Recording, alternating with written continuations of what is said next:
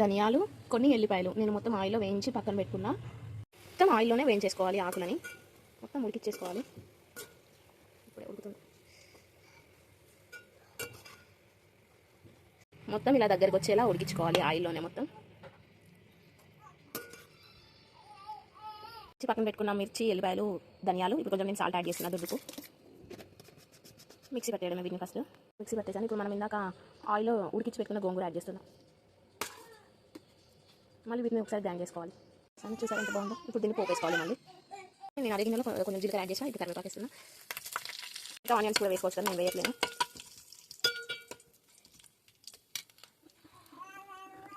పక్కన పెట్టుకుని యాడ్ చేసేసుకోవడమే ఆయిల్లో.